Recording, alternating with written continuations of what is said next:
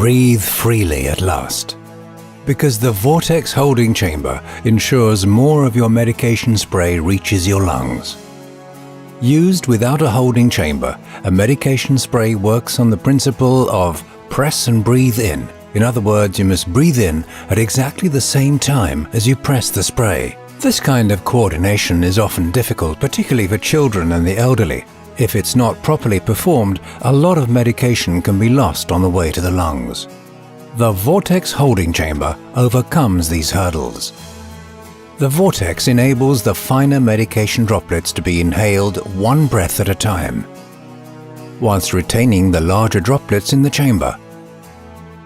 In this way, undesirable side effects in the mouth and throat can be avoided. The vortex's cyclone twist principle supports the transportation of the finer droplets. Now let's learn more about the vortex and how it's used.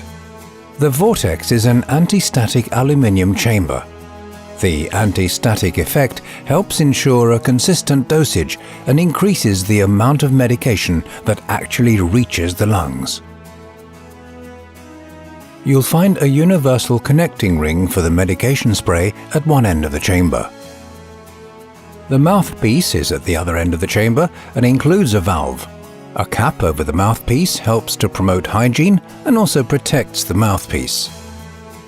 Before you use the vortex in an inhalation session for your baby or infant, take the protective cap off the mouthpiece and check the vortex for foreign objects or damage. Then attach the appropriate mask to the mouthpiece. Shake the medication spray before use. Remove the protective cap and insert the spray into the blue connecting ring. The vortex is now ready for inhalation. Place the vortex with the mask gently over the mouth and nose of your baby or infant. Make sure that it fits snugly before releasing a puff of spray.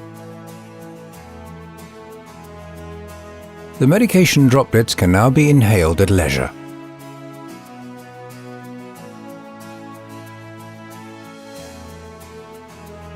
Release only one puff of spray into the chamber per application.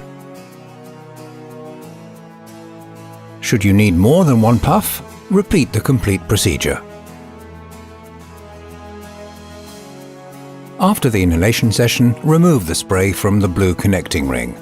Children under the age of 18 months need to take about 4 to 6 breaths to inhale all of the medication droplets in the chamber. Children older than 18 months are likely to need 2 to 4 breaths. 2 different types of mask are available for the little ones to use: the smaller, Mary the Ladybug, and the larger, Felix the Frog. They provide a bright splash of color and help to make inhalation more fun. So, as your child grows, you can change the mask. The one-handed operation aid helps to make operation simpler still, particularly when using with babies. The aid enables a person to hold the vortex and trigger the medication spray at the same time with one hand. To do this, simply push the one-handed operation aid onto the vortex from the back. Shake the medication spray before use, remove the protective cap and insert the spray in the blue connecting ring. Position the spray so that the fastening element of the one-handed operation aid locks in place over it. Then close one hand around the vortex so that your fingers are resting lightly on the one-handed operation aid. Now place the vortex with the mask gently over the child's mouth and nose. Trigger a puff of spray and let the child gradually breathe the medication droplets. The best way for adults to inhale is through the mouthpiece.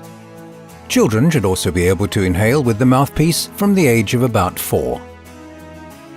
Grip the mouthpiece between your teeth and press your lips firmly around it. Press once to release the spray and breathe in slowly and deeply, before briefly holding your breath to give the aerosol droplets a chance to settle in your lungs. Finally, breathe out slowly through the mouthpiece.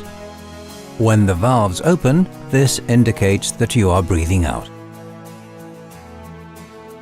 After the inhalation session is ended, clean the vortex. First, remove the medication spray and the accessories used. Then, just pull the mouthpiece off. Make sure that the protective cap on the mouthpiece is open. Clean the vortex carefully in lukewarm water with a little dishwashing liquid before rinsing it thoroughly with clean water. Then allow the parts to dry. Alternatively, you can clean the vortex in the dishwasher. Be sure to select a program with a temperature of at least 50 degrees Celsius. The vortex should be disinfected once a week or sooner if it's visibly dirty. To do this, either use a steam disinfector or place the vortex in boiling water for 5 minutes. Store all of the parts in a dry, clean place. VORTEX, the inhalation aid with an aluminium chamber, for treatment that works.